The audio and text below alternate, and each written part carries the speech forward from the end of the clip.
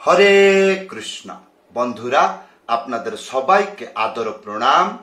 আমার নাম হরিদাস, ইস্কন মায়াপুরে থাকি। আপনাদের সবাইকে স্বাগত জানাচ্ছি আজকের করতাল পাঠ। তাহলে বন্ধু, আজকে আমরা করতাল পাঠে কি শিখব? খেমটা তালের বাজনা। এই খেমটা তাল কি? যেটা বাংলায় বলে ঝুলা তাল, কেউ কেউ বলে ঝুমুর তাল,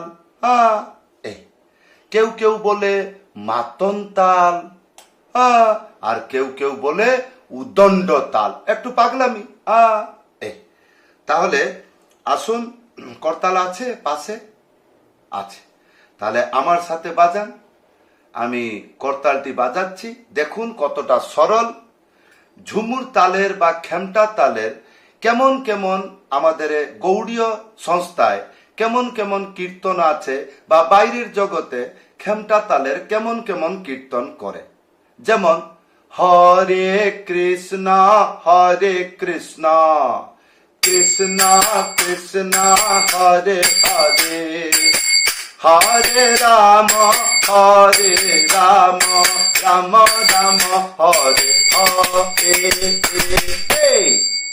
তা এটা কি করে হলো? এটা কান দিয়ে শুনবেন? নাই স্যার, আমি খাতায় লিখবো। কি খাতায় লিখবেন? 3টি শব্দ, 1 2 3। তো এটা শিখতে হবে। যেরকম 1 2 2 3 2 3। এটা কিরকম লাগছে? 2 3 1 2 3 1 2 3। তাহলে এখানে কি বুঝছেন? একটা পুরো উপন হচ্ছে, আরেকটা উপন হচ্ছে, আরেকটা চেপে বাজাচ্ছে। তাহলে 1 2 3 1 2 3। তাহলে 1 2 3 1 2 3। এই নাহলে 2 2 3 দুবার চেপে বাজাতে পারবেন। যেরকম 1 2 3 1 2 3, এইরকম করে বাজাতে পারবেন। তাহলে আসুন, আজ ত্যাহিটা, আর ত্যাহি আপনাকে কেন শিখতে হবে? যারা মৃদঙ্গ বাজাচ্ছে ডুডুডু ডুডুডু ডুডুডু টিকটা টিকটা টিকটা টিকটা টিকটা টিকটা, এইরকম করে বাজবে। তাহলে আপনি কি করে জানলেন? আরে কানেতে শুনবেন কীর্তনে যখন বাজবে। আপনি করতাল বাজিতে যাচ্ছেন না? যাচ্ছেন তো? হ্যাঁ। তাহলে করতালটা শিখছেন, কি করবেন? কীর্তনেই বাজাবেন। তাহলে কীর্তনেই থাকতে হবে। তাহলে দেখতে হবে মৃদঙ্গটা কেমন বাজছে। মৃদঙ্গ সাথে তো করতাল বাজবে। সে যখন ত্যাহি দেবে, আপনাকে কিছু জানা দরকার নেই, যেরকম কানে শুনলেন সেরকম বাজাবেন। হ্যাঁ। তাহলে হরে কৃষ্ণ কৃষ্ণ কৃষ্ণ হরে হরে, হরে রাম। এইরকম ভাবে বাজাবেন। আর এইরকম ভাবে যখন বাজাবেন, একটু নিজেকে মান সম্মান প্রতিষ্ঠাতা সামথিং, তারপরে গিয়ে ভট্টাচার্য চক্রবর্তী এইরকম মনে করবেন না। না না, আমার সম্মান আছে, আমি এইরকম করে বাজাবো। এইরকম কখন সঙ্গীত হয় না। তাহলে সঙ্গীত একটু চলপ্রচল করতে হয়। কেন? কেননা এটা তো আলাদা নয়, এটা সঙ্গীত। এখানে মজা নিতে হবে, প্রেম দিতে হবে, নাচতে হবে, কুদতে হবে। তাহলে আপনি এইরকম বাজাইতে পারবেন। আর এইরকম ভাবে বাজালে পরিবর্তন হয়, মন লেগে যায় বহু সময় বাজনার জন্য। এগুলো জানতে হবে। কেন হাত হালিয়ে হালিয়ে বাজাবো?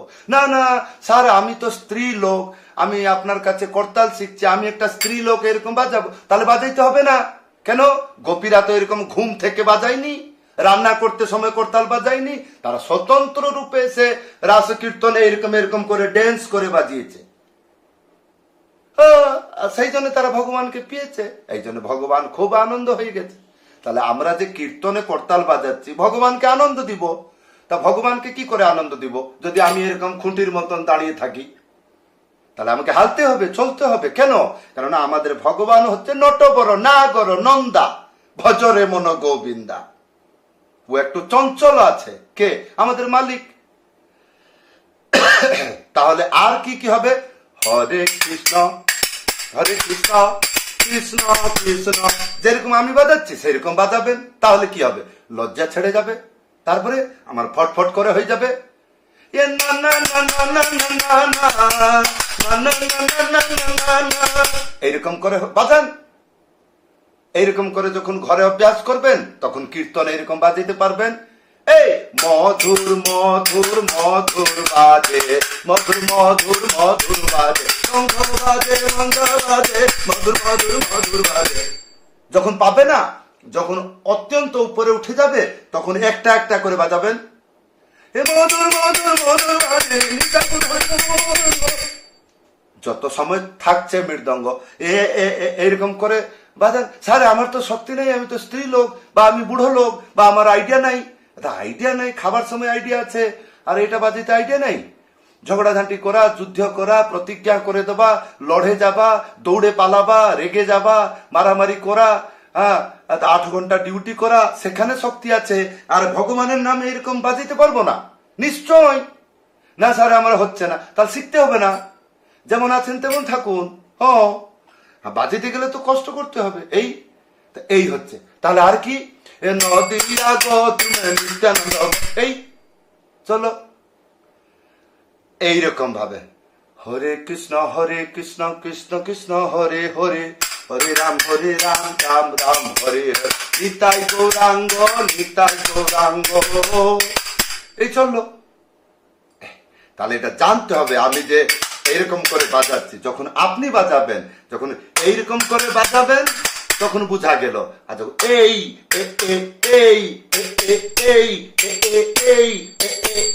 এইরকম করে বদমাশি করবেন, তাহলে কি হবে? করতাল আমার হয়ে যাবে। মানে কি? আমার প্রিয় হয়ে যাবে। আমি যেমন খেলা করব, করতাল আমার কথা শুনবে। তারপরে কি হবে? তারপরে আমি একটা নম্বর 1 করতাল প্লেয়ার হয়ে যাব। তারপরে কি হবে? সবাই দৃষ্টি আমার উপরে থাকবে। তার মানে আমি যে সবাইকে আনন্দ দিচ্ছি, ভগবান এবং ভক্ত সবাই বুঝতে পারবে। আর তারপরে কি? আর তারপরে আমার সাকসেস। মানে আমি যে করতাল বাজিতে পারছি, এই আনন্দে আমি সারা জীবন পাগল হয়ে মরবো। তাহলে বন্ধু এইরকম যখনই করতাল বাজাবেন আগে ভালো করে কান দিয়ে শুনবেন।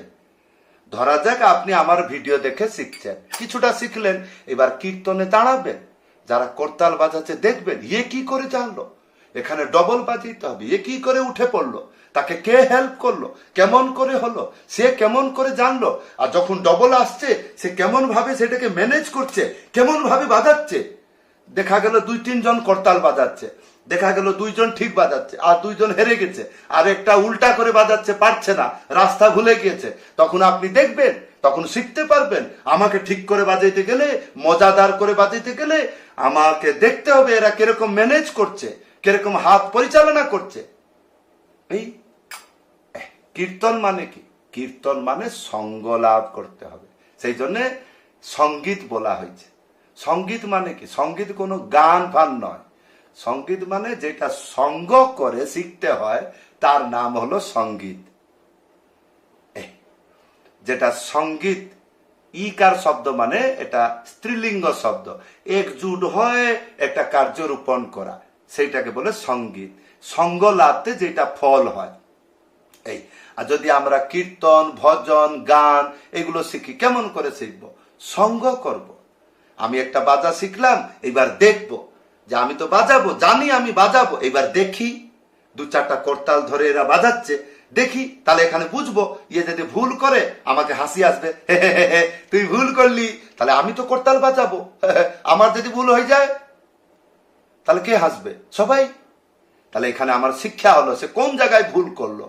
সে রাস্তা ভুলে গেছে, তাহলে কেমন করে রাস্তা ভুলে গেছে, আর আমাকে জানা হচ্ছে আমি যদি রাস্তা ভুলে যাই তাহলে এইরকম পরিস্থিতি হবে। তা এইরকম যারা দেখে তাদেরকে বলে চতুর চালাক ছাত্র। যেখানে কীর্তন হচ্ছে সেখানে বসে শুনতে হবে। এই ছিল খেমটা তাল। ভালো করে দেখবেন, আমি যখন করতাল এরকম করে বাজাচ্ছি তা এটা কিরকম হচ্ছে, হাতে তালি,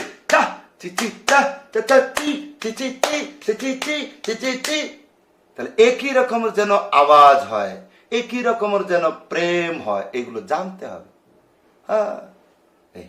তাহলে বন্ধু এই ছিল করতাল পাঠ।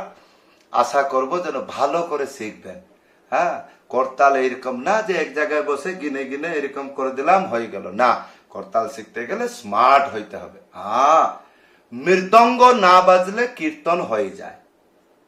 এইটা আপনাকে প্রমাণ দিতে হবে না, পুরো সংসারে সবাই জানে। বড় বড় আচার্য, মহাচার্য, পরমহংস, হংস, যতগুলো আপনাকে জানা আছে, এরা করতাল বাজিয়ে কীর্তন করে ভগবানকে পেয়ে গেছে। এরা সবসময় মৃদঙ্গের কাছে ঘুমিয়ে থাকে না। সেই জন্য বন্ধুরা, করতালকে ধ্যান রাখুন। করতাল কিন্তু খুব গুরুত্বপূর্ণ। সব জায়গায় মৃদঙ্গ পাওয়া যায় না, আর সব জায়গায় যে মৃদঙ্গ বাজবে তা নয়। মৃদঙ্গে আস্তে আস্তে আরতি কীর্তন অর্ধেক হয়ে যায় ঘন্টা আর করতাল বাজিয়ে। কিন্তু ইয়ার মানে এই নয় যে মৃদঙ্গ বাজাইতে হবে না, বাজবে। মৃদঙ্গ গুরুত্বপূর্ণ না, গুরুত্বপূর্ণ। কিন্তু মৃদঙ্গ যদি না থাকে, তার কোনো কমপ্লেন নাই, তুই কেন আসলি না, এইটা হবে না। করতাল বাজিয়ে কাজ হয়ে যাবে। তাহলে আমি যদি করতালটা ভালো করে মিষ্টি সুর দিয়ে এরকম নকশা করে ড্যান্স করে আমি বাজাইতে জানি না, আর তাহলে কি হবে? তাহলে ওইরকম লজ্জাতে দাঁড়িয়ে থাকবো। আর কেউ যদি বলে প্রভু একটু করতাল, না না না না, কেন না আপনি বাজান না, তা কেন, কি কিছু এটা হয়েছে? কিছু বলতে পারে না, কেন করতাল বাজাবে না? এখানে আবার সাধুদের কাছে শুনি কীর্তনীয় সদাহরি, আর যখন কীর্তন পাই তো না না এইরকম করতে থাকি। কেমন, একটু বেশি হয়ে যাচ্ছে না? ভগবান এখানে কি ভদ্রামি মনে করবে? না। তো বন্ধু, করতাল শিখুন। করতাল শিখলে হরের নাম হইব কেবলম, কেবল হরি নাম করে করতাল বাজিয়ে উদ্ধার হয়ে যাবে। জয় শ্রীল প্রভুপাদ। হরে কৃষ্ণ। সবাইকে